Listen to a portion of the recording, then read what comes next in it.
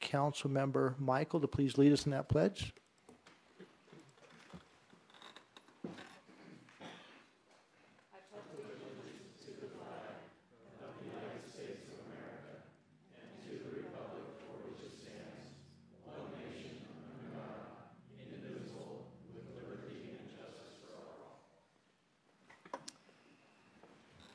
Okay, thank you.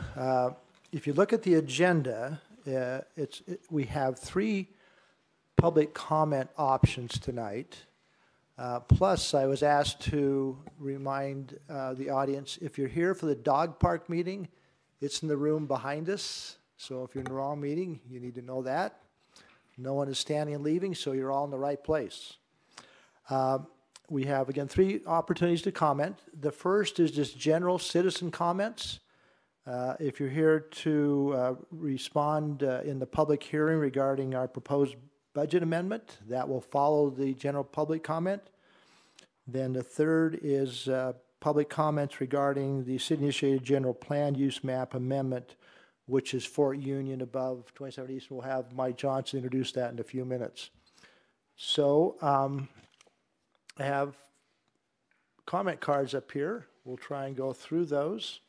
And we'll start with citizen comments. And first we have John Kennington. John, are you here?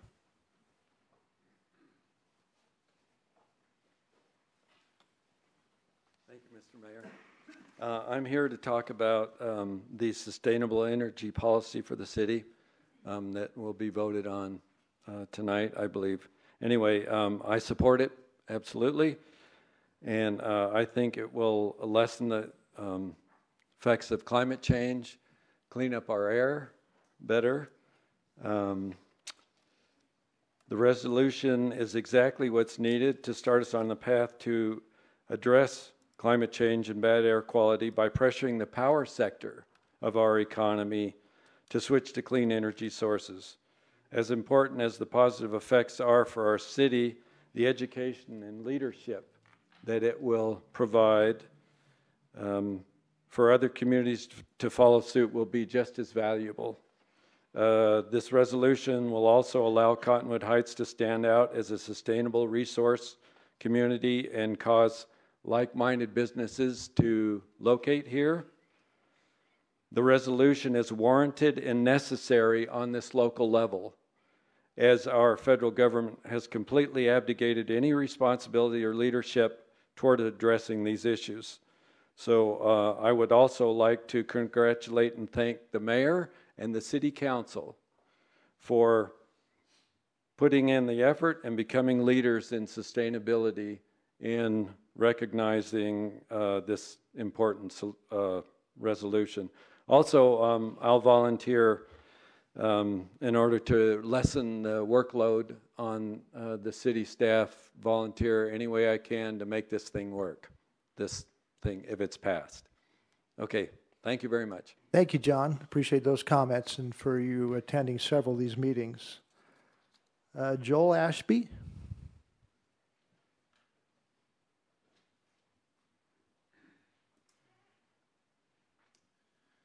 Hi, my name is Joel Ashby. I'm sharing this on behalf of Jared Crocker, who was unable to attend tonight's meeting. Hello, my name is Jared Crocker, and these comments are in regard to the proposal PDD 18-1 to rezone the Walsh family or farm to high density. This is not a good proposal for the proximate citizens or for the city as a whole, and I ask you to please vote against it. The land in question is precious open space, so much that it completely transforms the northwest corner of the city. It is because of this singular space that citizens feel they live in a beautiful, attractive area, rather than in early stages of overcrowded suburban dystopia. And make no mistake, by IOC's proposal, Cottonwood Heights is on the cusp of transforming this quadrant of the city into a cramped, decadent commodity. Even without the development, there are already density problems. For example, a neighbor recently had to wait nearly 10 minutes to turn left from 6220 South onto 1300 East. And automobile accidents at the intersection of Fort Union Boulevard and Union Park Avenue are becoming commonplace. This piece of land is beautiful. I ask you, council members, have you seen it? Have you spent time looking at it, experiencing it? In a time growing of growing population and housing scarcity, there are indeed in this valley. Is that my time? Are you almost done? Almost done, yeah. Yeah, go ahead, finish. Yeah. Thank you. And you can leave that to us in writing. We'll make it part of the record too. I'll leave that with you. Have you spent time looking at it, experiencing it in time of place, growing population and housing scarcity? There is indeed in this valley logical places for new apartment complexes. This piece of land is not one of them, and it is so clear. You simply cannot find gorgeous open places like the Walsh Farm in the Salt Lake Valley. It is exactly what Cottonwood Heights should be expanding its efforts to preserve, not cover, with apartment buildings and parking lots. This corner of the city is already packed. Its need for this precious space is greater, not less.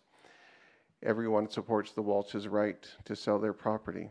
As per current zoning, adding single-family residence to this special land would be one thing, but three four-story apartment buildings. Council members, this is not a good proposal. It does not make sense for the neighbors. It would suffocate. It does not make sense for hundreds of surrounding citizens. It would entangle. It does not make sense for the broader Cottonwood Heights citizenry, which would see contagious bleakness begin to creep in their way from the affected part of that city. It does not make sense for our city's future or the integrity of our legislative process. The truth is that among Cottonwood Heights citizens, this proposal only makes sense for the seller, and that is not what our municipal zoning process is supposed to be about. Please support an approach that is fair not only to the Walshes, but to all citizens. Please vote against PDD 18-1. Thank you, Joe. If you'd like to leave that for the record, you can, or we've got it. You read it well. Thanks. Okay, thank you. Yeah. Mr. Tim Halbeck.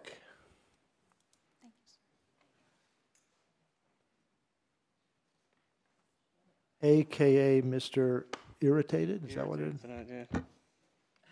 Usually Mr. Happy, or Mr. Science, but tonight we're Mr. Irritated. Okay, echoing actually what the previous person said here. I'll do my best to read this and not go extemporaneous. Okay. Earlier tonight, I'm going to do it. So earlier tonight, we heard from someone in the session about growth and growth potential and options for dealing with that. That's the third time I've heard someone come in and talk about this kind of thing, and I have an opinion on that. Population growth in our city is an option. It is neither mandatory nor unavoidable. It is a choice. It is our choice. And anyone, my belief, that tells you differently is selling some idealistic, socialistic, utopian, why can't we all just get along fantasy. High density, low cost residential areas always, and I repeat always, because I've lived in them, lead to higher crime rates. It's my belief that the reason our neighborhood crime rate is lower than many other communities in Cottonwood Heights now is precisely for that reason.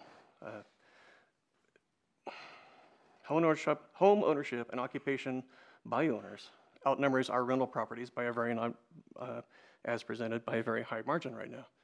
That's cause and effect. We have low crime because we're going against the trend of other places.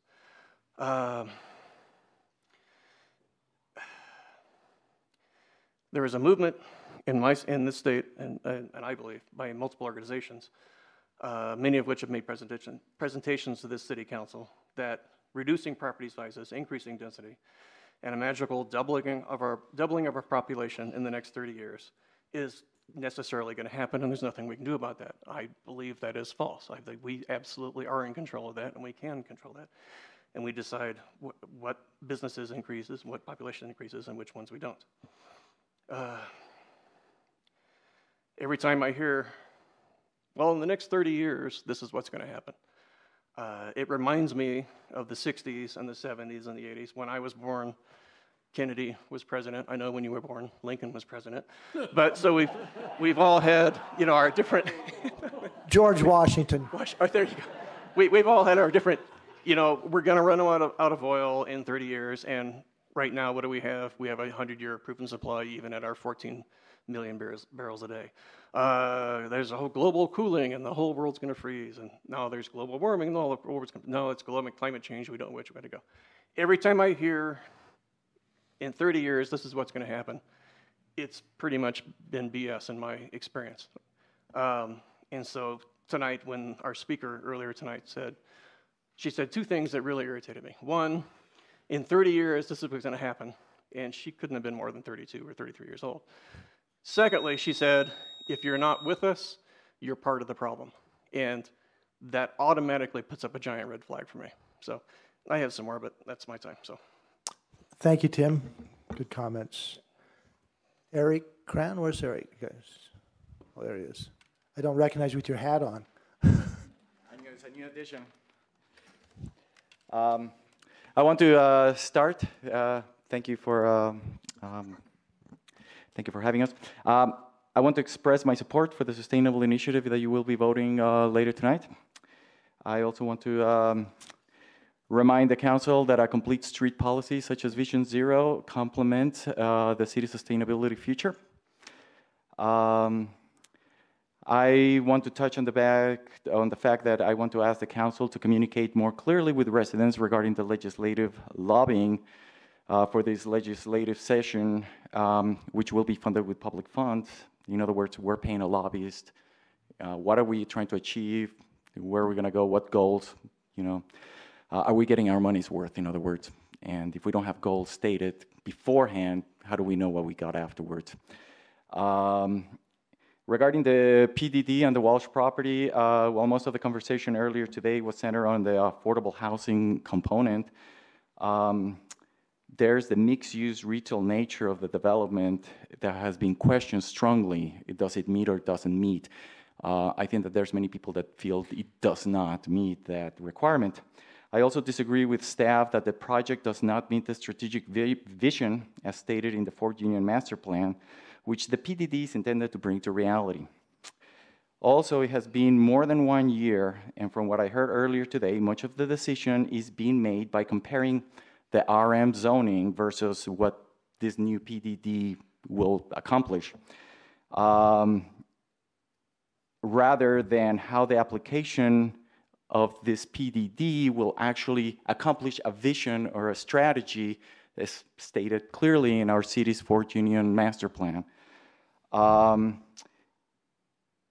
think that doing that type of comparison shows a lack of strategic leadership and an idea of where we want to go as a city in the future.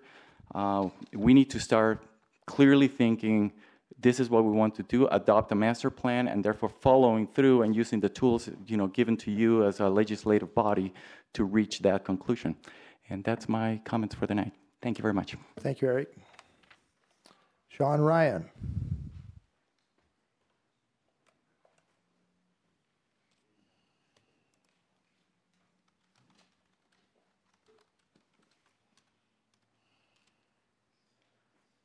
How's everyone doing tonight? I like how it was just a one-way conversation, but it was a little more two-way tonight than the last meeting. I just wanted to thank everyone. My dad was actually a public servant. He was a firefighter for 21 years.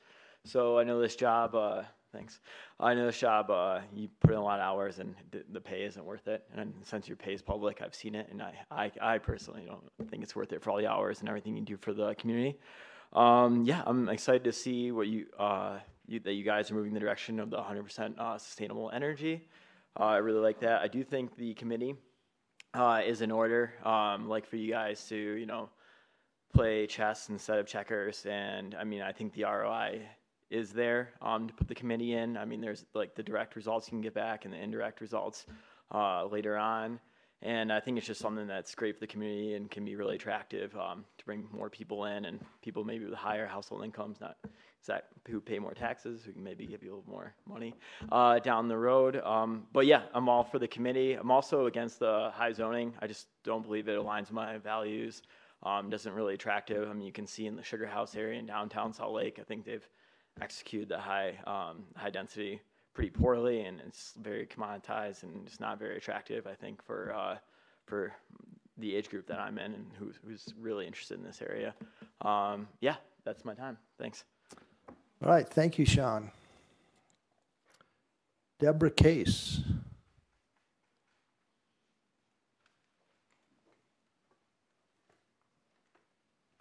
Good evening.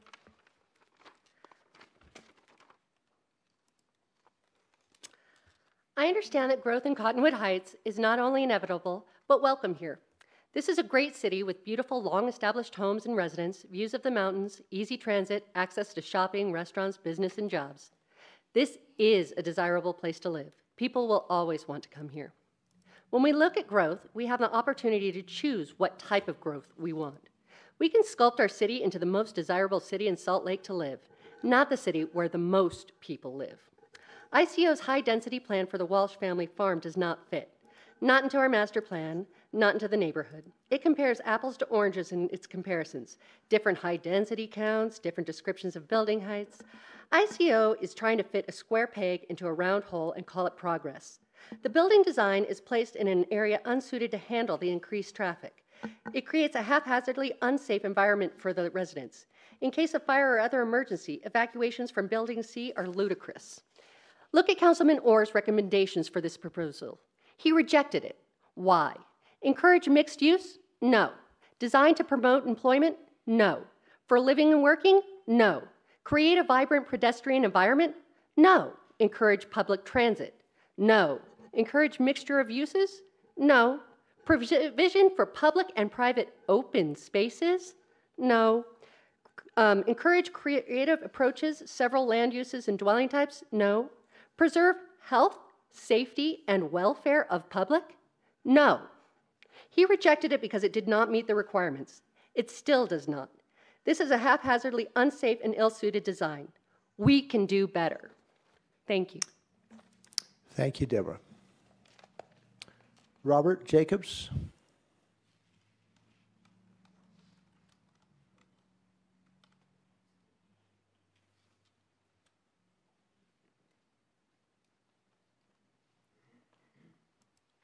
My name is Robert Jacobs.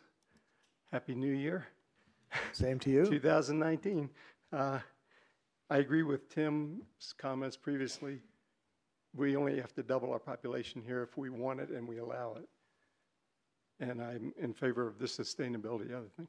Now, to get to my point, I wanted to talk about ADUs tonight, and I would just want to start by reading let's see, some of the stuff from our website about our general plan and the zoning ordinance we currently have. Looking at the general plan, the community vision statement says the preservation of quality of life is of utmost importance in Cottonwood Heights. People have chosen to live here because they enjoy the current quality of life, aesthetics, recreation opportunities, mixed land use, and development that the city provides. The primary vision of the Cottonwood Heights general plan is to ensure these qualities are maintained and preserved. The community likes Cottonwood Heights the way it is. The city is interested in ensuring and maintaining existing densities and land use patterns. Under the guiding principles of the plan, it says the community places a high value on the quality of their low-density residential neighborhoods.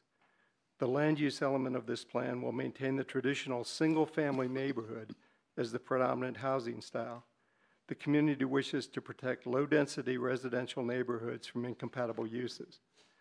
In the goals, it says the objective is future land use decisions should reflect the residents' desire to maintain the current ratio of single to multifamily land area. Densities in existing single-family zones should be maintained. The city should allow for flexibility within existing multifamily areas to adapt to changing demographics. When I look at the zoning laws we have an R1 zone. It says the purpose of the R1 zone is to allow for the establishment of single-family homes organized in low-density residential neighborhoods. Let's see. The R2 zone, the purpose of the R2 zone is to allow for the establishment of single-family and two-family residential developments. So we have a zone that accomplishes that kind of desired living. Under the ADU, it says, what is an ADU? It means that a residential dwelling unit meant for one additional family located in a separate dwelling unit in the same lot as a single-family dwelling unit, either within the same building or as a single-family dwelling unit in a detached building. In other words, two families in one home, in one dwelling. So that's kind of the way I look at this. And my time's up already. Goes fast. That was 3 minutes. Well, I didn't even really get to talk yet. let me just say that no matter what kind of Orwellian doublespeak is used to describe an ADU, it allows a single-family detached home to become a two-family detached home. That's R1 and R2, and we already have those. I don't want to see R1 become R2. I have a bunch more comments, but... You're welcome to submit those in writing, or I know we'll be meeting later this week, and safe travels. I know you're going out of town. Yeah. Thank you. All right, thanks, Robert. Michael Kundick.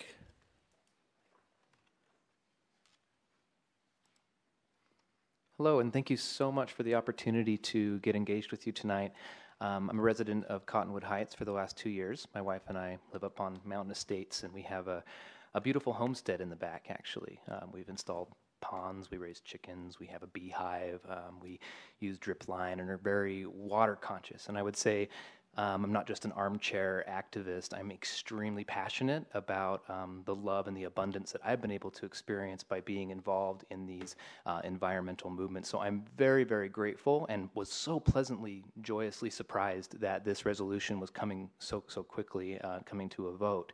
I also founded an organization called the SLC Air Protectors that work together to help relieve the pressures of the inversion and the air pollution that we get. I also am the co-manager of an acre community farm in Mill Creek behind the Krishna temple that's there on the 33rd and 9th.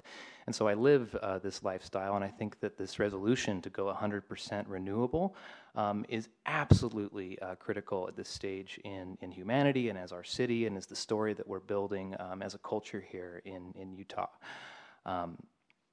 I would like to urge you that as you're coming to these decisions, that you allow your heart as well as your mind to be engaged in the process. I think that this beautiful gift of an abundant planet that this universe has given us is worthy of our respect. And to see the trends that we see all over the world right now, and especially within conscious communities that are eager to grow their own foods and to provide support and bonding, and to have these beautiful open spaces, and to live in a world where these kinds of bonds and this kind of love is happening, is just so important for the legacy that we're leaving on this planet. So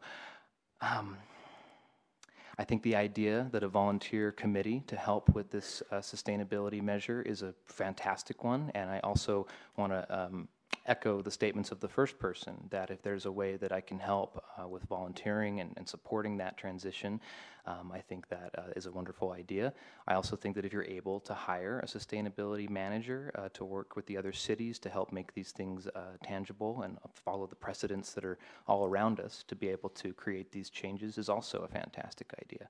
So I just wanted to say again, I live this with every ounce of my being, and I'm so grateful to live in a city that's willing to consider these types of resolutions to make the difference in the world that we need. I would say there's an emerging paradigm that I would like to call the more beautiful world that our hearts know is possible.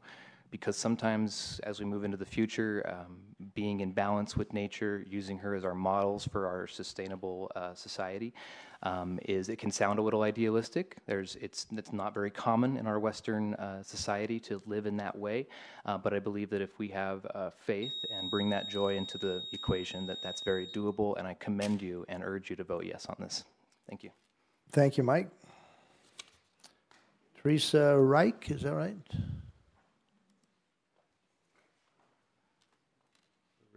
Teresa Rich. I'd like to speak about the ICO development. First of all, just kind of the history that some people may not be aware of. Going back to the ordinance change last year of increasing the high density for the city, I want to issue a specific challenge for those who voted for that density increase for the Tier 2 to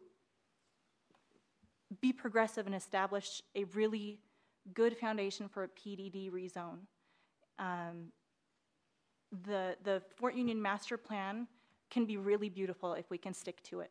But that is the problem that cities run into, is they let things slide. It's close enough. And I do not believe that the ICO project establishes anything close enough to what a PDD rezone should be. It is a high-density development that would hurt the citizens' quality of life. It will increase air pollution, light pollution, with these big pushes, even from the last council meeting, from high schoolers coming in and speaking. It's important to make sure that that little line in the Fort Union Master Plan that talks about sustainable energy, that's already in the master plan for that area, gets established. And this apartment complex is beautiful, and it would be luxurious for its residents, but it is not a public benefit. It does not meet that requirement. It does not give a sound senior discount. It's not very enforceable either. It also does not establish a drastic change from what the zoning allows for an in-home business. The R1 zoning already allows an in-home business, and you provide your own parking. That's exactly what this apartment complex does.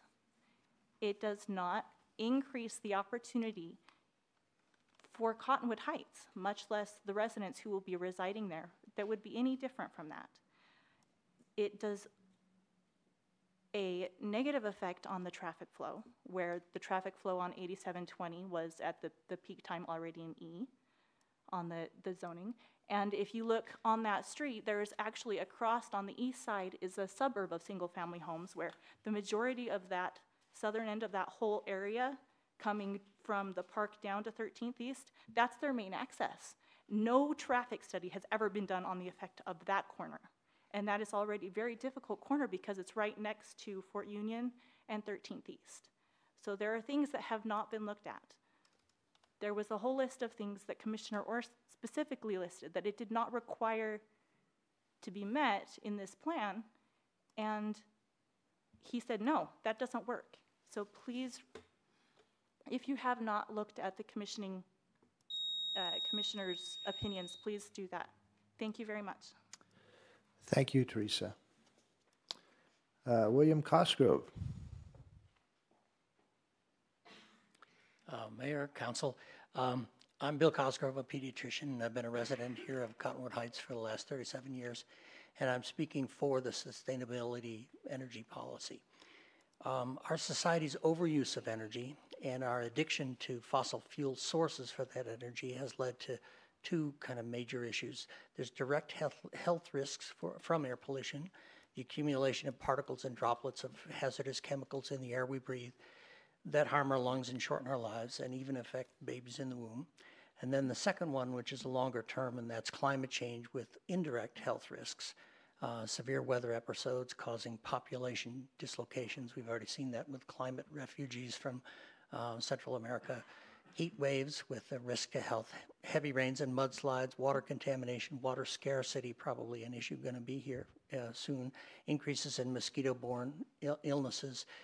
There's been a tripling in mosquito-borne illnesses in the lower parts of the United States over the last 10 years. That includes Zika and dengue, and increased mental health issues. All of these problems will be even worse to our vulnerable populations, the elderly and children. And I'm speaking for the children. There are 10,000 children in Cottonwood Heights. Their current health and their future quality of life depend on we, the grown-ups in the room, making smart choices to lessen those risks. Committing Cottonwood Heights to a path toward clean energy is such a start. Today's children and tomorrow's children will thank you for taking a stand and taking this first step and to protect them and their lives. And I thank you in their behalf. Thank you, William. Okay. Chuck, is it Bernard? Brand. Oh. Sorry. Good evening. Thanks. I'd like to say that global warming is real. It's happening. There's no denying it. Eventually, there will be some federal or international ways of limiting carbon, whether it be a carbon tax, a cap and trade, or some sort of draconian carbon limitations. I suggest that you guys pass this resolution, get ahead of the game, and get a head start before it happens at a federal or international level. I also suggest that you do add to your verbiage on this a sustainability manager and a Sustainability Committee. It sounds like you have plenty of people here who are interested in volunteering to help the city move forward with this. But again, this is going to happen. It's going to come down from on high, so you may as well get on the ball ahead of time and get started before they start telling you what you need to do. Thank you. Thank you, Chuck. Tanya Nemanik on behalf of Jared Crocker. Somebody else was on behalf of him, but I had him up there anyway. I'm probably number 2. Okay. So I just want to thank you. I've been kind of interested since I've been coming to these meetings. It's fascinating. And with that said, I just want to say we here as a community are the village, and as the village, you're our leaders. And when it comes to the rezoning, not just of the Walsh property, and it's not that they're selling it. I live in the sensitive houses that ICO told me my neighborhood was. I really don't want a big high-rise in my backyard because I'm directly right there. I think a nice community like my neighborhood behind me would be perfect. It would offer safety coming in there. It would be protected. There's not going to be a lot of crime. The high density. I don't want kids jumping over my fence. I have a pool. I do not feel safe at all. My feeling is you as leaders, your job most importantly is to provide safety, protect, and we're supposed to trust you. With the zoning, you need to love it, trust it, and nurture it. If it doesn't provide those 3 things, and you act and you decide before you think of those, chaos starts to happen, right? That's how, when you think of big communities and the results, we all need money as a result. But at the end of the day, it's what costs to the community. So first, when you love it and you trust it and you nurture it and it's protected, then you believe. Do you really believe this rezoning is going to give you these values? I don't think it will. After you feel like it's safe, you absolutely love it, and you feel in your heart and your soul that it's going to bring something of greater value to this community, this village, then you have to know it belongs. The ICO building does not belong for many reasons. I invite you to drive down that little lane and see where it's at. It doesn't fit. A nice little neighborhood, a community to evolve into the community would be much nicer, safer, protected, nourished, and loved. What happens energetically, because I'm one of those weirdos, I'm a little out there, the mind gets involved. And when the mind gets involved, the logical, rational aspects get there, and the feelings get lost because the mind will convince you.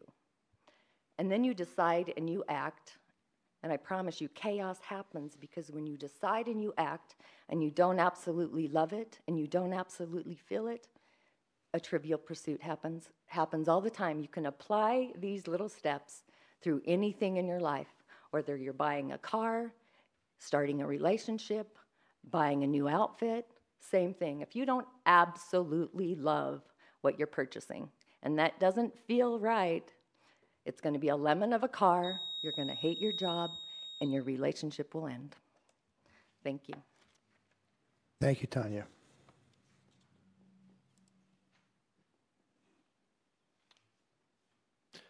Dave Richardson.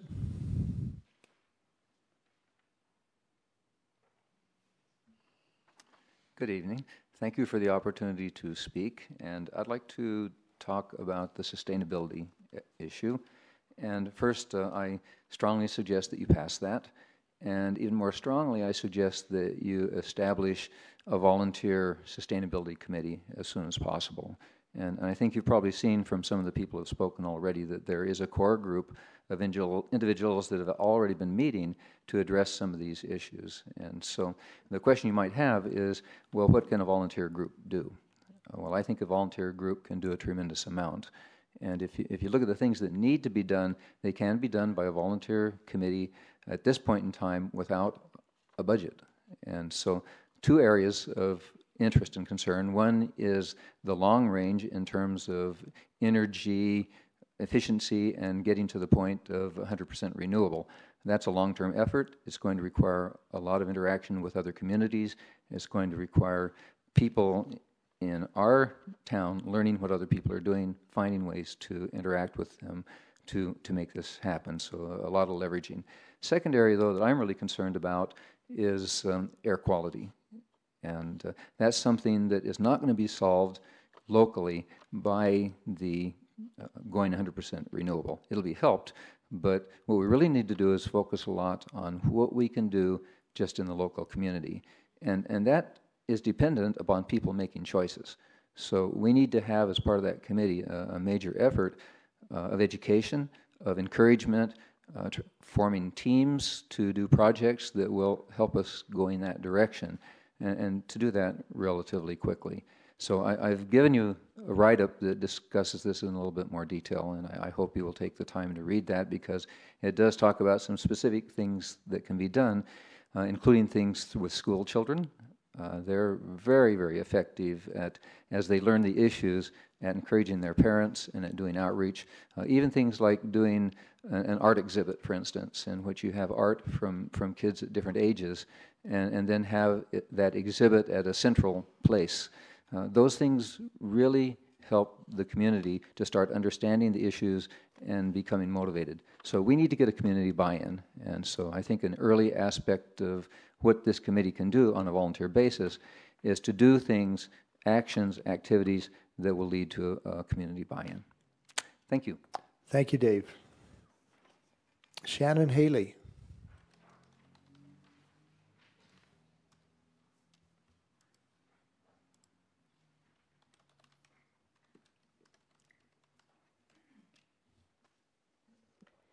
Thank you, Council. I'm here to express support for the resolution to achieve complete renewable energy in Cottonwood Heights. The Cottonwood Heights City's stated mission is to create and enact policies that improve and protect the residents' quality of life, and I believe that this resolution is paramount to this mission. I've lived here for almost 2 decades now, and Cottonwood Heights is one of the most beautiful areas I've ever lived. It's an outdoor recreationalist's dream. However, I can't help but wonder if my choice to live here has impacted my children's well-being. One of the most persistent concerns that people have in this area is the unhealthy air quality. I was pregnant with my son in Cottonwood Heights during the winter inversions. Studies show that babies born to mothers exposed to air pollution during pregnancy have an increased risk of developing early life asthma. And in fact, over the first 5 years of my son's life, I've gone to the ER twice with him for asthma attacks. He is also required to take medicine daily during the winter months. Now, I understand that this problem is bigger than Cottonwood Heights, but Cottonwood Heights has an opportunity to be a leader in a commitment to responsible choices for our community's health and the environment. I want Cottonwood Heights to adopt this resolution for renewable energy to move us away from fossil fuels and promote cleaner air. And though I emphasize cleaner air aspects of this this resolution, it's also important to recognize that renewable energy is now, in many cases, more cost-effective. I would like to see that Cottonwood Heights install solar arrays and see all city ordinance vehicles become electric. This would also promote electrical vehicles among the citizens with increased availability of charging stations. It is the future, and one day all cities will be renewable. So I feel like today you can decide to move us forward as a leader, or we can drag our feet and maintain the status quo for a bit longer. I applaud the council for their efforts so far to pursue environmentally responsible choices in city planning.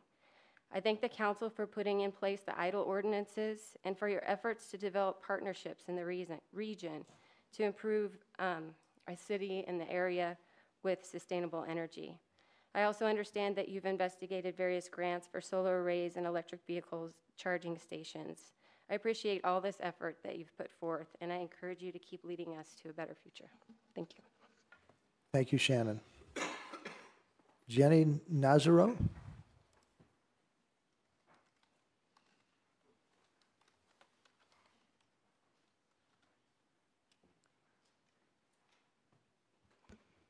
Hello again. I'm Jenny Nazaro, and I'm here to show my support for the formation of the Sustainability Committee and a clean energy goal for Cottonwood Heights.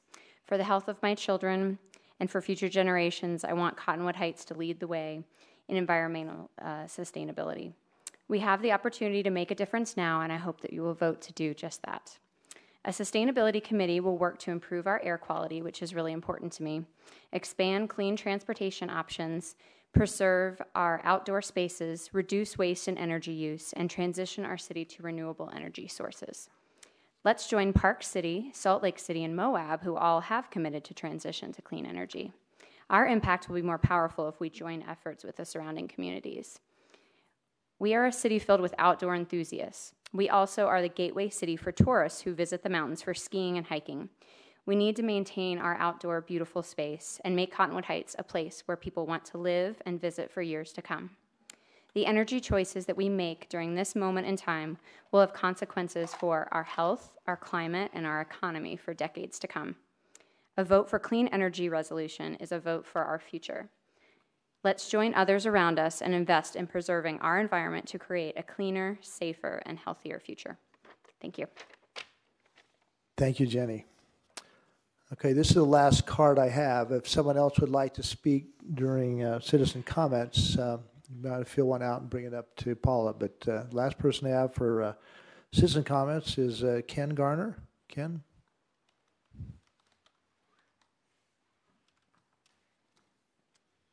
Mayor Peterson, thank you, and thank you to the council. I appreciate what you guys are doing. And I wanted to thank you for the police and the fire. I don't often do that. But a few months ago I was here and I talked about the Sustainability Committee. I'm very passionate about it. I would love to do it. If you may recall, I'm a professional electrical engineer trained in critical thinking. And my job every day is to evaluate building infrastructure, electrical systems, mechanical systems, and I put plans together to build buildings just like this. I know the people who designed this building. And I would like to offer my services for free on the Sustainability Committee so that I could evaluate some of those things like life cycle cost and analysis of the ideas from an engineering perspective and a critical thinking perspective. There is a time and a place for things, and one of the things is a resolution is a goal. And I like to think of things as SMART goals: specific, measurable, achievable, realistic, time-based. Very glad that the time is still in the resolution. Should be. But you have to ask yourself, is it achievable? Is it realistic? And today, 10 years ago it wasn't. Today, from an engineering standpoint, it's very realistic and achievable, especially as time goes on. In 5 years, it's even going to be more so than it is today. I want to come home to Cottonwood Heights and see a sign that says 100% renewable energy city. That would be cool.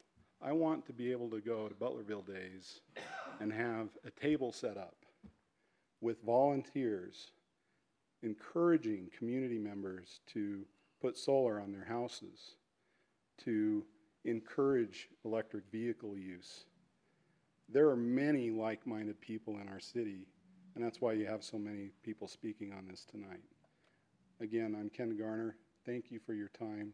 Thank you for your energy, and I hope to see the vote and the creation of this committee. Thank you. Thank you, Ken. Okay, last call for anyone else who would like to speak during citizen comments.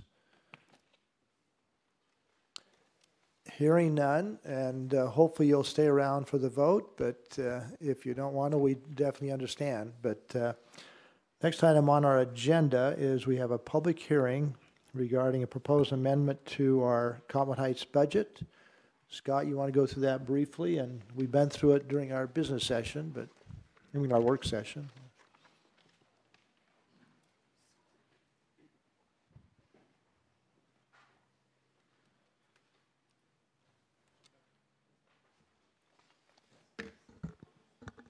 Okay. So the budget amendment that you can see there before you is summarized in a couple different ways. The first area is pertinent just to the capital projects fund, not to the other funds.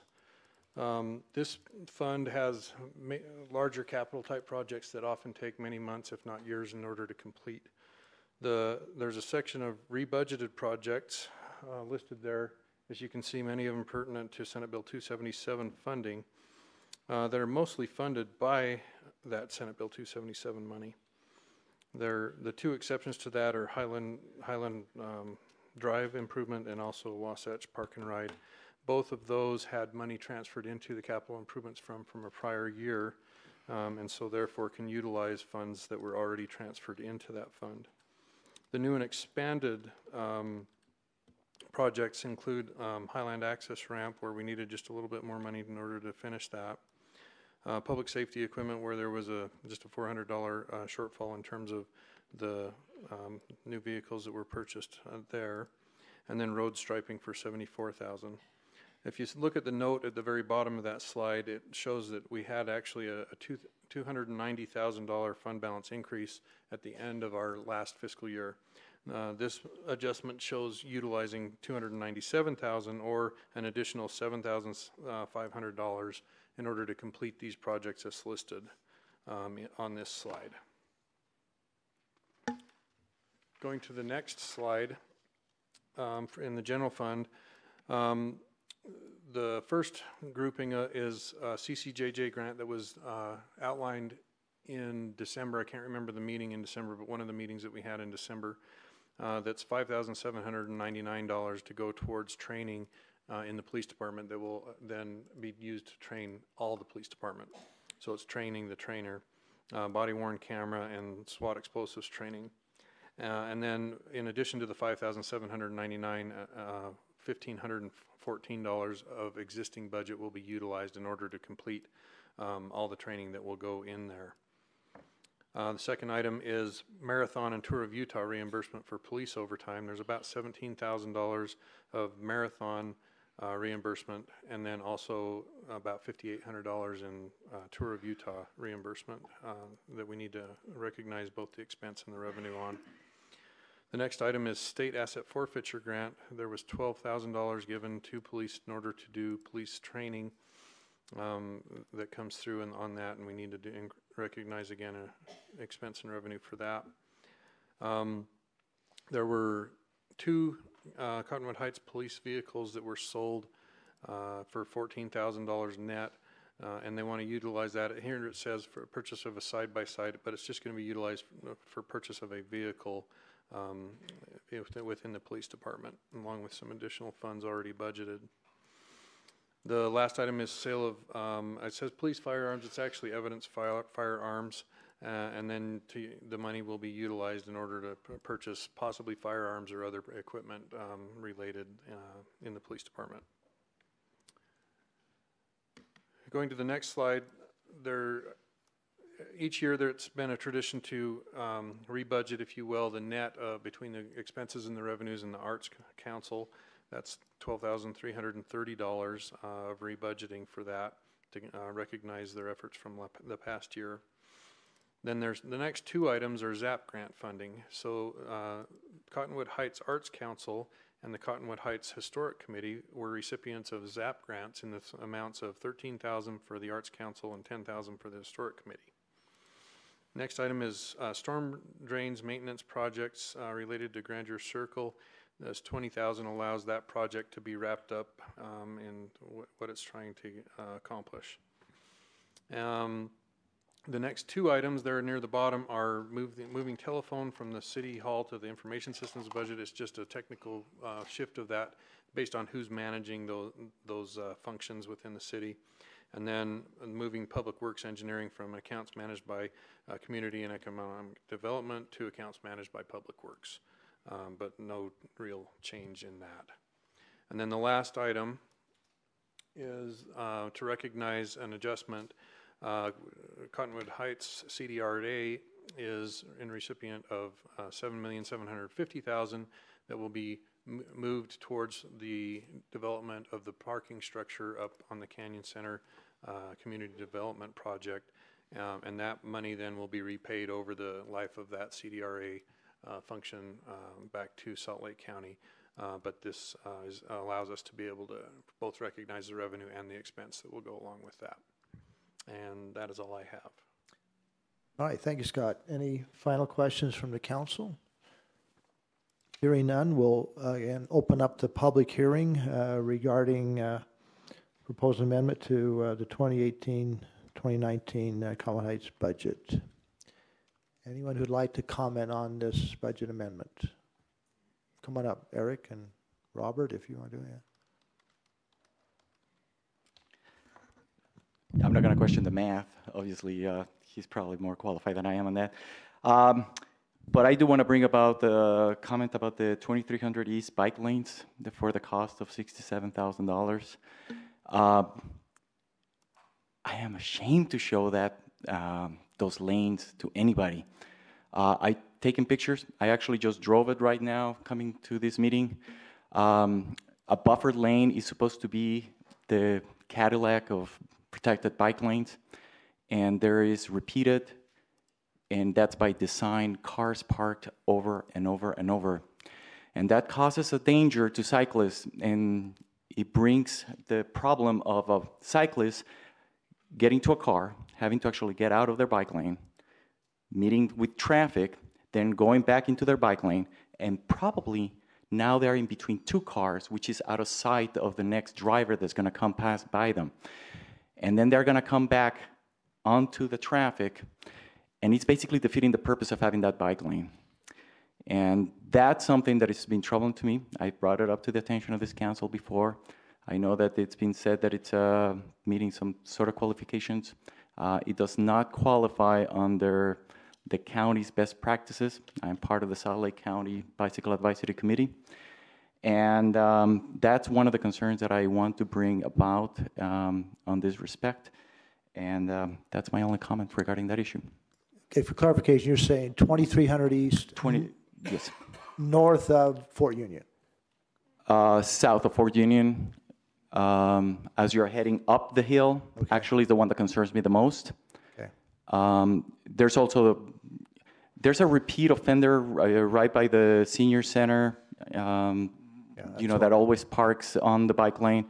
There are certain areas that actually is done very well, where all of a sudden the buffer becomes the bike lane, and that's on the north side of of 2300 East as it's getting approaching Holiday. Right. So we just need to, take into account that maybe, some other arrangement. Talk to the engineers. Right. Thank you, Eric. Thank you. Robert? Okay, this is a public hearing on our proposed budget amendment. Yeah. I'm kind of cheating a little bit, but I just want real quick. I'd like to see the Sustainability Energy Policy become Resolution 2019-001 or 01. Is it easy to do that and make that the first resolution of 2019?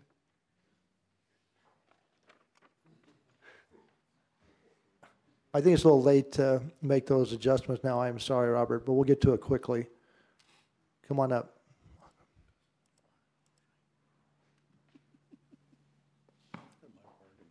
Very quickly to enhance Eric's point, if you're going to spend $67,000 on a bike lane, don't chip seal it.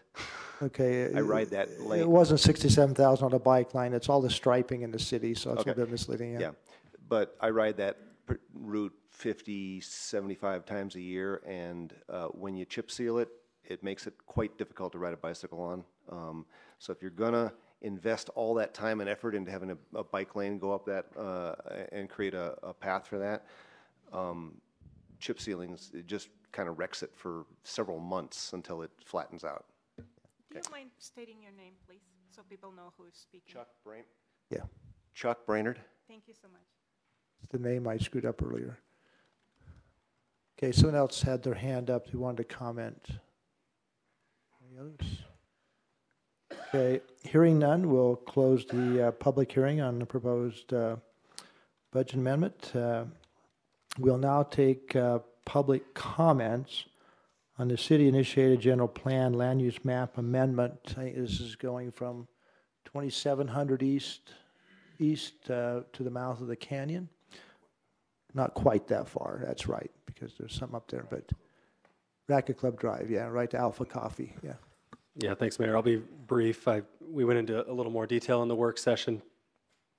This is a proposed land use map amendment on the east side of Fort Union Boulevard for properties. Do we have some slides to show? We should, yeah. I'm just providing an I think overview. it's important to show the map. It's enlightening. The properties are directly adjacent to Fort Union Boulevard, access in many times directly onto it. This is a land use map amendment. The land use map is part of our general plan. It's not a binding law. It doesn't dictate what you can or cannot do on your property today, but it is a guiding policy that sets a vision for how we would like to see, in this case, land used in the future. So when the city receives application and contemplates a zoning amendment, we first refer to the general plan to see if the proposed zoning amendment complies with the land use designation in the general plan. That was a point of confusion throughout the Planning Commission process, so I feel it's important to iterate. The land use does not affect what you can or cannot do on your property today. It only affects the long-range vision for how the city views that property in the future. That's also not to say that individuals cannot come in and propose to amend the land use designation on a case-by-case basis, and we see that quite frequently.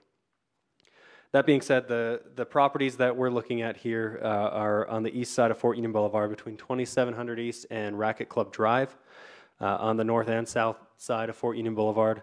This city initiative proposal stems from a council request that was discussed originally after the Montessori School property at about 3400 East Fort Union was rezoned to mixed use following the existing land use map. There were some concerns that the mixed use ordinance itself maybe allowed a little too high density of development or intensive development and might not be appropriate on single residential lots, and it also may have issues actually applying well to single family residential lots. So our current future land use designation for the area, as you can see in this map here, is largely mixed use. And this has been this way since 2005, since the city incorporated. We are proposing to modify that land use designation to primarily low-density residential, which would preserve the existing character that we see there today. Today, it's zoned and used primarily for single-family residential uses. There are some two-family uses there and some limited commercial uses along there as well. So our proposal modifies much of that mixed-use designation down to low-density residential.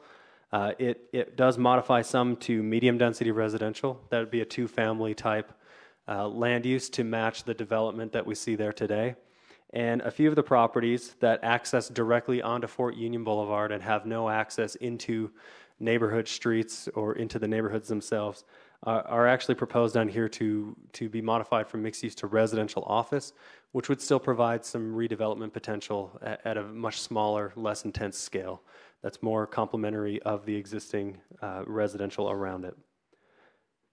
To conclude the analysis, this is the summary of the affected properties. There are 72 affected properties. As they exist today, the land use designation of mixed use applies to 64 of those 72. We're proposing to decrease that by a count of 60. So to leave 4 mixed use designated properties where there's already commercial use and larger properties, and modify it to be over half of the properties there switched to residential low density, with the remainder being made up of residential office and residential medium density. The Planning Commission considered this and took public hearing in October and November and unanimously recommended approval to the council. Staff also recommends approval. The one future concern that staff has in the preservation of single-family residential is that over time, if the dynamic of the Fort Union Boulevard corridor changes and we see more traffic there, it becomes less desirable to reinvest as a single-family dwelling on those properties. So we would expect to see less tear down and rebuilds of single-family uses. And what that leads to, and as we've seen on Highland Drive over the years, is absentee owner rental properties where we start to potentially run into nuisance issues and quality issues there. That's not to say that this change would still be a permanent change. We would just come back and look at it and assess it again at such time when we complete a general plan, a comprehensive general plan amendment. Any questions? Just residential low density, what's the upper end of that? What's the highest density you can apply for under that? I think it's 2.5 to 5 units per acre. is the recommended range there. R1 R1 10, 10 falls under low density. And the next one up is R1 R1 15, which actually falls under R1 8. R1 8 does, R1 6 does not. Okay, thank you. Any further questions? Thank you, Mike. Now we'll take any public comments on this proposed city-initiated general plan land use map amendment to upper portion of Fort Union Boulevard, moving from higher density to less density in general. Come on up. Please state your name, since Mr. Kennington, they may not know it. I'm John Kennington, and I live on Pippin Drive in Apple Valley. Right by there, yeah. Yeah, thanks very much for allowing me to comment. I'd just like to express my support for the proposed change. This is an area that is predominantly residential, and I think most of the residents in that area think of it as that. It provides a good buffer zone between the high energy business areas of Hillside and Wasatch Boulevard. Just to keep the suggestion of developing this in the future on the back burner, I support the amendment. Thank you very much. Thank you, John. Okay, someone else want to speak? Come on, Lynn, and either one. You can, yeah.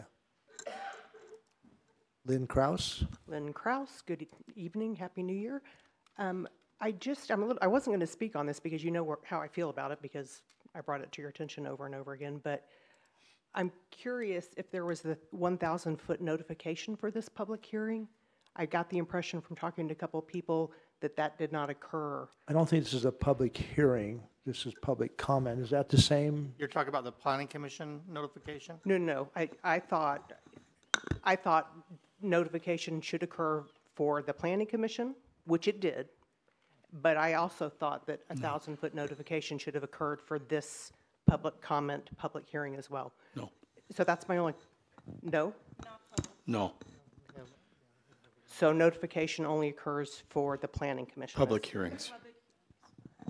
Public hearing. We choose to take public comment even though we're not required to, is that correct? So there's no public hearing on this specific issue, it's just a public comment period? Yep. Okay, Public thanks. hearing was at the Planning Commission. Gotcha. Okay, thanks. Anyway, obviously I support it. I've said it over and over again. We need to preserve the character of our city and that, particularly that portion of it, and I hope you vote for it. Right. Thank you, Lynn. I was expecting that Lynn would comment. She did keep reminding me to keep it on here. Teresa Rich. I'd just like to applaud the change.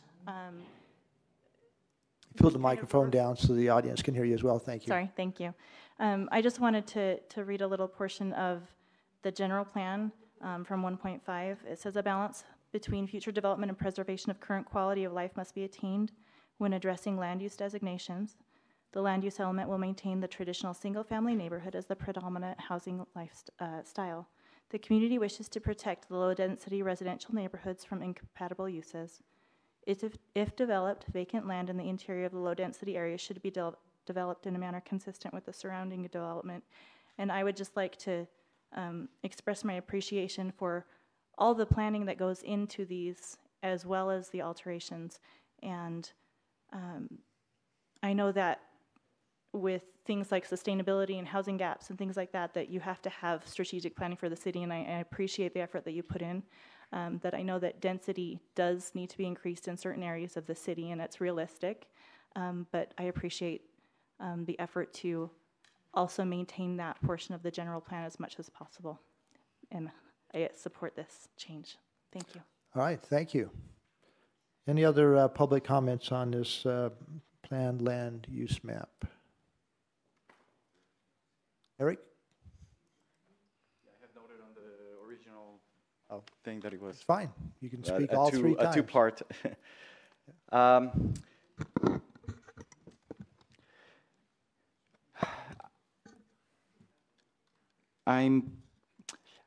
Regarding this process, I got a couple of points that have been a little bit of my concern. Is as we have seen through the ICO process for the Walsh property, the process to rush land use map amendments to accommodate interests other than those stated in our general plan. Careful and sustainable development is essential, and I ask you to consider carefully every change to this map and its long-term implications. For that reason, I'm always concerned when notifications are not, just barely the minimums or, not even required. That doesn't mean that it's not important to the people that live around the area or even to the entire city itself, and more public notice or some form of advance notice, because it does affect the way that people are going to live and how that area will develop in the future. I'm also concerned about some comments that were done during the work session by staff regarding traffic and how those houses that are already there can deteriorate, and nobody wants to live in a street like Fort Union. One of the concerns that I have is the geometric design of Fort Union, especially from 2700 going east. It's still a 5-lane road over there with no shoulders. And that makes it more difficult for, if you have a family with kids or anything else like that.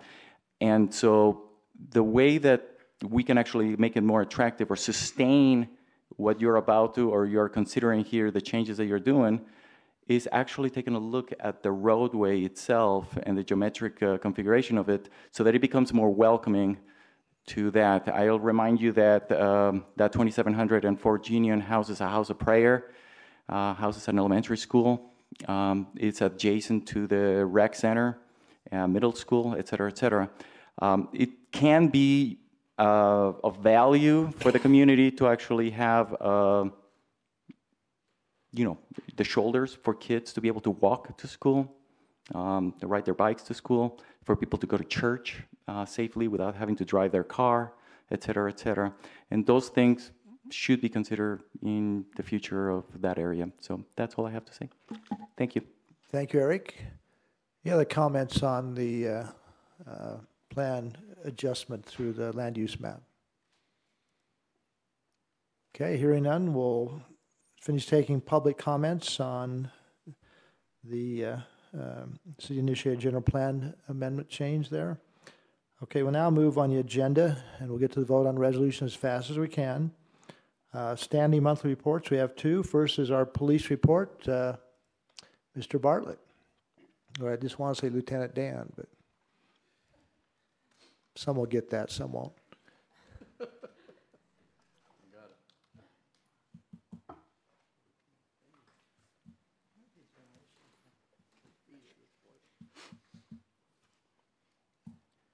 Good evening.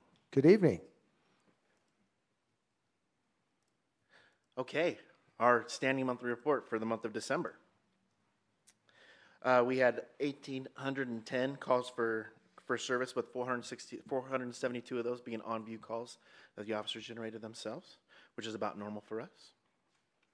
Our response times, with our priority one response being at 3 minutes and 32 seconds for the month of December, which is very, very good. Our overall crime view. I can't get to my next door neighbor's house in 3 minutes, so I don't. We're doing all right.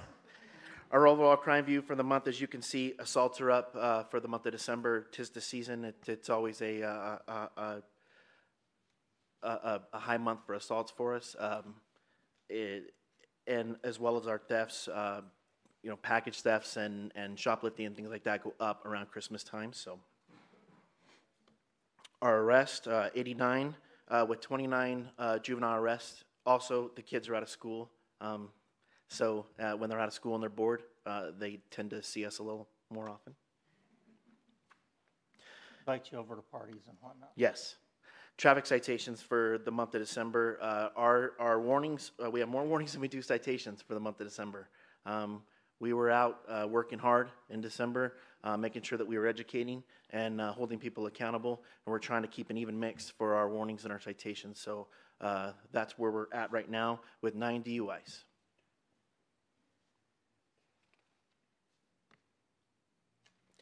our accidents were way up for the month of December. The freezing temperatures and the weather played a factor in that, and people need to slow down, and I have a slide later on in the presentation for that. So our traffic accidents were very high. We'd like to keep those down, remind people please to slow down, on these winter roads. We had 4 attended deaths and 1 unattended death for the month of December. I wanted to put a slide in about DUIs. The DUI law has changed to the 0.5 limit, and I just wanted to report about the 9 DUIs that we had for the month of December. 4 of those resulted in blood draws, of which we do not have the results back yet. 5 were breathalyzer tests, and all of them were well above the 0.8 limit, let alone the 0.5 limit. We have not had a single DUI below the 0.8 limit, the new 0.5 standard yet. We always do our DUIs based on impairment, not so much the number that goes along with it.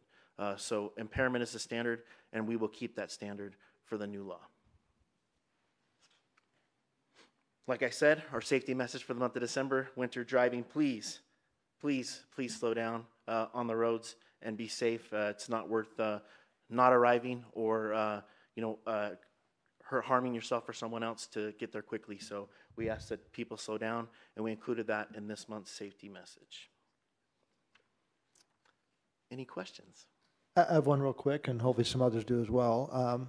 Regarding the number of warnings, I applaud that. I get several comments from citizens who feel that a warning has just as much an impact on them than a ticket, but also I recognize that a formal ticket is also very appropriate. So I appreciate seeing that balance personally. We are trying to have an equal balance with that and educate the people when they're driving. We want to make sure, with our accidents being so high and with the weather being what it is and traffic being what it is, that, we educate people, and we are giving warnings, but we track those warnings. And so, if we need to warn you again, we're not going to warn you. We're going to give you a citation.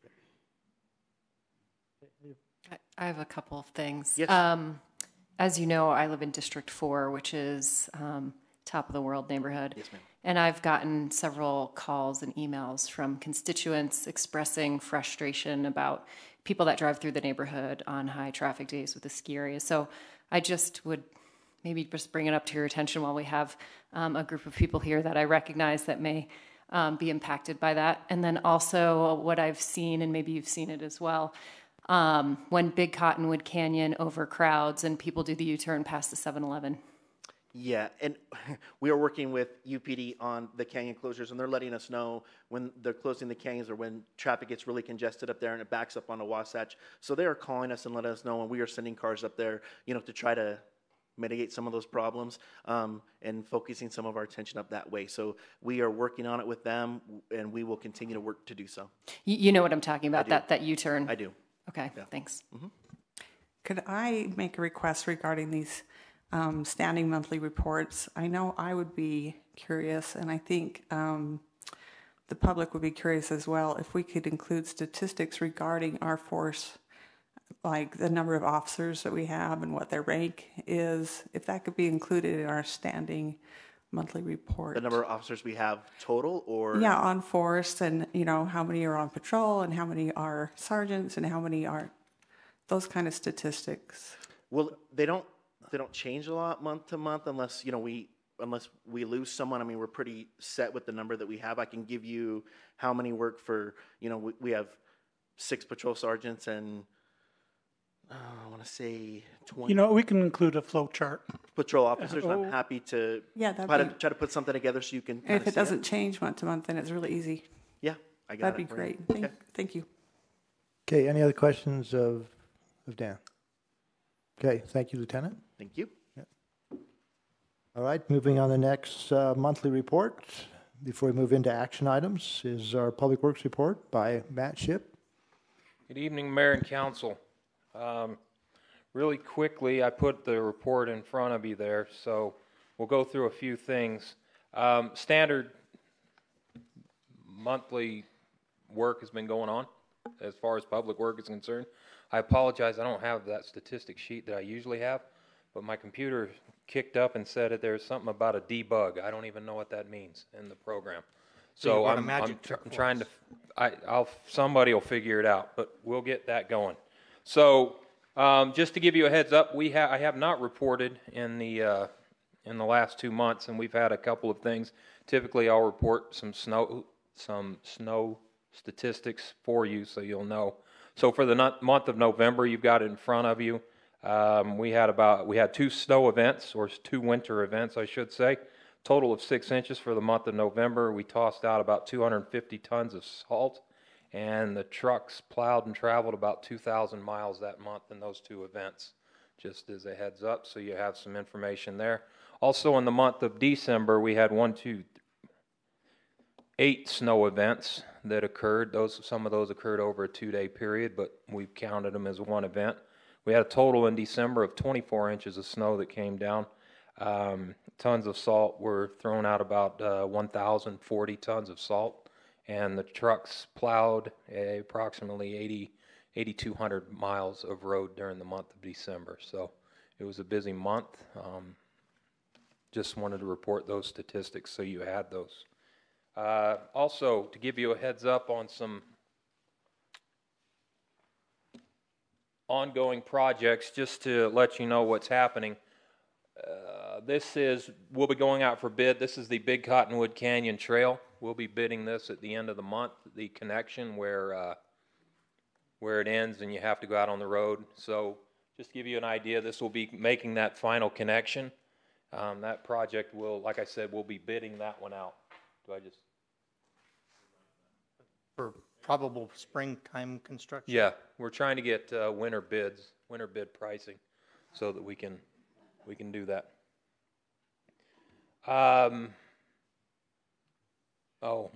Where am I? Okay, I'm at 2,700. Sorry, I'm trying to figure it out by the picture. We have received funding to complete the sidewalk from Tony Circle down to where the sidewalk on the north across the street, roughly across the street from the middle school. So we are moving forward with working on, we meet this next week with the Wasatch Front Regional Council to discuss how we're going to move forward with that. But this will be that connection on the east side of 2,700. What's the estimate on that? I don't have the estimate in front of me. It's not a small one. There's a lot of It's about potential. 300. Well, the number I believe we've received $350,000, and the reason that's so high is because we've got to construct a wall along that path. And we have the property, and we're trying to stay within the property. It is going to be an issue we'll be bringing forward through the budget process as well, because we do have a portion of it we need to pay, but we were able to talk him into moving it forward 3 years, and if the council would like to move forward, we'll have that discussion through, like I said, through the process. So this is another project that we've received funding for. This is across the street from the Porcupine, right on Fort Union. That section where the trail ends and you have to come out onto Fort Union to go down to the west. We've also received a grant for that to do this project. We're in the process right now of finalizing the environmental work on it, and once we've completed that, this project will be going out for bid as well. So that'll open up some bicycle lanes as well as a trail path through there. Any questions Or you on can that? go underneath Wasatch. So yeah. Yeah, well, it goes under Wasatch, but it connects up on Wasatch, and we'll take it down to the west to the other park and ride. Okay, help me understand again. So is this trail Okay. connection up We're on looking- Fort yeah, this Fort is Union? on Fort Union, up right, on because top. or you can also go down below and go underneath. If you're going to the if you're park going and ride, east towards the canyon, you go underneath. Yeah. But this is when you come up to the top, and then you're going to the west. All So it makes that's a physical connection as well. And finally, we are rebidding. If you'll recall, the track grant we received for the shade structure as well as the restroom expansions at the park, we bid it out, and we came up with it was very high in cost, and we actually only had one bidder as well, so people were a little busy and they weren't anxious to do the project. So we've made some modifications to the shade structure, which will be if you'll notice on the south end by the splash pad, and the restroom is still as per original drawings, and we'll be bidding that out also this month. So once again, going for the winter pricing and try to tie some things up. And for the public's notice, that would make that restroom the only year-round. Correct. Park That restroom would we be have. that's going to be a year-round restroom. That was the direction we received to make that. Any questions, comments, concerns? Okay. Hearing none. Thank you. Thank you, Matt. All right, following the agenda, we have 4 action items before the council this evening. The first item is consideration of ordinance 313, approving an amendment to the 2018-19 budget that was presented this evening. Any further discussion on that ordinance proposal? I was just going to give some kudos to Scott. Thanks for cleaning things up, getting them where they should be allocated. We appreciate you. Okay. Any further questions? Call for the motion. I move that we approve ordinance 313. Second. It's been moved by Councilman Shelton, seconded by Councilmember Bruce. Any further comments? Hearing none, I'll call for the vote. Councilmember Shelton. Yes. Councilmember Bracken. Yes. Councilmember Bruce. Yes. Councilmember Michael. Yes. And I will vote yes. The next item for consideration is Resolution 2018-1. 2019-1, that's what it says. I just can't read it. 2019-1, approving an event agreement with Brown's Amusements Incorporated for the carnival at Butlerville Days. As everyone knows, we have a carnival there last 2 or 3 years. This is, we feel, is an agreement that improves our ability to provide the services at the event. We've kind of discussed that previously. We do receive compensation from the vendor at a base amount of $15,000 for the event plus 1% when it reaches a certain plateau. Any further discussion on this topic? Okay, hearing none, I'll call for a motion. We approve resolution 2019-01. Okay, it's been moved by Councilmember Bracken. Do we have a second? Second. We second it? Tally? Seconded by Councilmember Bruce. Any further discussion? And then I'll call for the vote. Councilmember Michael. Yes. Councilmember Bruce. Yes. Councilmember Bracken. Yes. Councilmember Shelton. Yes. And I will vote yes.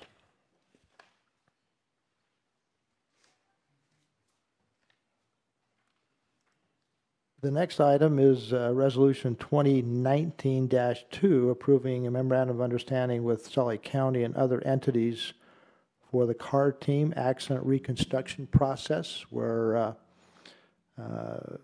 public safety organizations, police throughout our valley collaborate and work together on accident scenes. We've discussed that in our work session as well. Any further discussion on this topic? I did have one question that I forgot. Chief, is this team the one that uses the Faro system regularly, or is that? I expect that's just a piece of this, but is that? Yeah, the Faro system is an electronic instrument that measures distance and reconstructs crime scenes and accident scenes. There are 3 of them in the valley. We have one. Salt Lake City has one. Salt Lake County has one. Is that what they use on this CART team or not? They use that, yes, correct. Okay, any other questions or comments? Here none, I'd call for a motion. I move that we pass Resolution 2019-2. It's been moved by Councilmember Bruce. Do I have a second? Second. Seconded by Councilmember Bracken. I call for the vote. Actually, that second was by Councilmember Shelton. Close enough. Close enough. All right, I'll call for the vote. Councilmember Shelton. Yes. Councilmember Bracken. Yes. Councilmember Bruce. Yes. Councilmember Michael. Yes. And I will vote yes.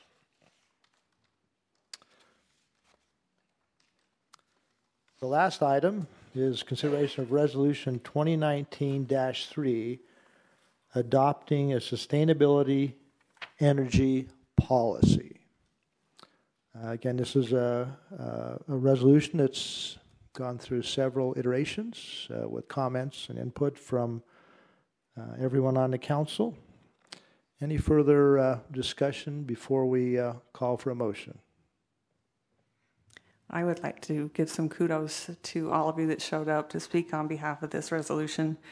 Week after week, I am in awe of the brilliant, passionate, invested citizens that live in our community. And I just want to say thank you. Thank you for being here tonight. Thank you for all the emails, the phone calls, for your time and your passion and your brilliance. And I hope that this passes with flying colors.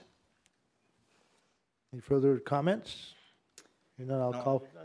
I was, it did go through a couple of iterations. I was instrumental in a couple of those. There, I think it's been tightened up and more clearly represents a better.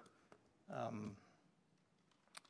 thought it was a little bit. Well, it recognizes, your input was, it recognizes efforts that the city has put forth over the years, and this is kind of value added to that direction.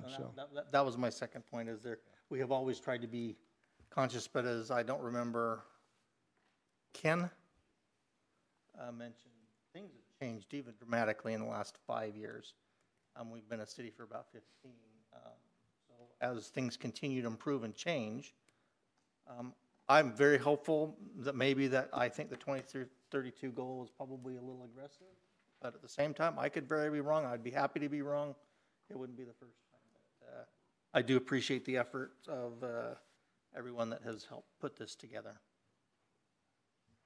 Councilmember Michael, I have to disclose that my business, my daily business is, I have my own utility scale renewable energy business. I develop wind and solar projects here in the state of Utah and in the Intermountain West.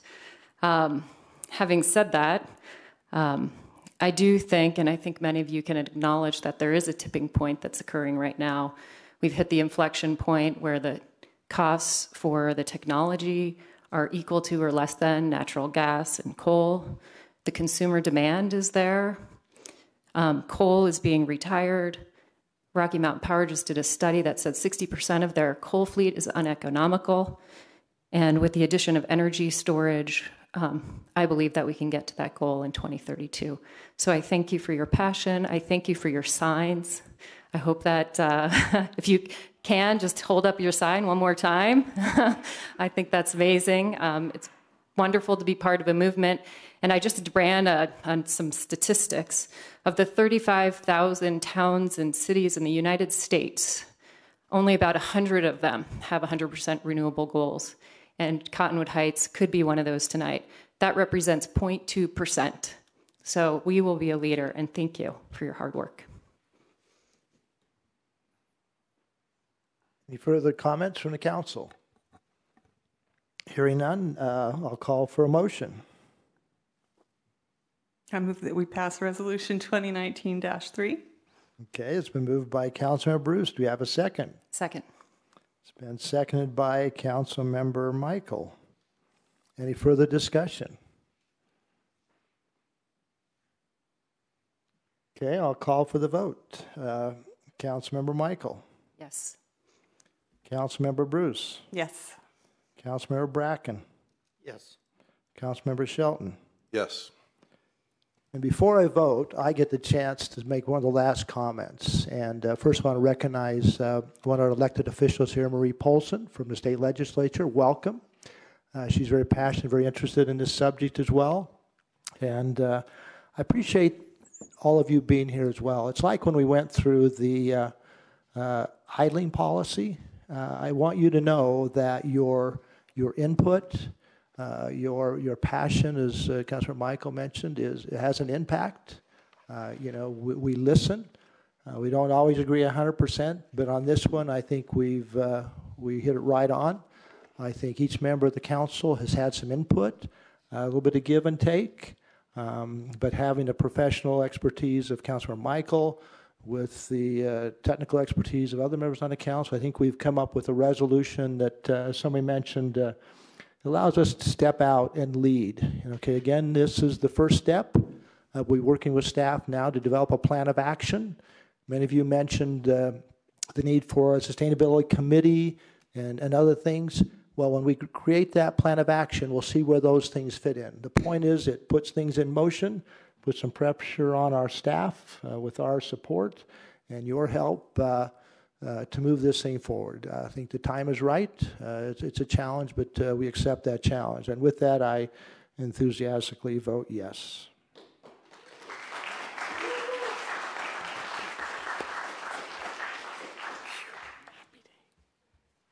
We don't allow applause. No, never mind. I think we have one last item is our consent calendar. If we could have a motion to approve that, which is approving the city council meeting minutes for December 18th. I move that we approve the consent calendar. It's been moved by Council Member Shelton. All in favor, say aye. Aye. Aye. It passes. Motion to adjourn. I move that we adjourn. Oh. Councilmember Bracken was. Councilmember second. What's that sort of question? All right, we have a motion to adjourn. All in favor, say aye. Aye. Aye.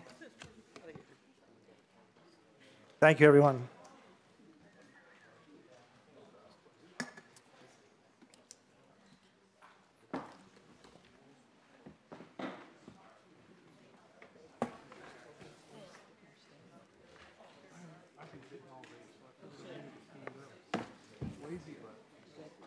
All right, do you have the daughter?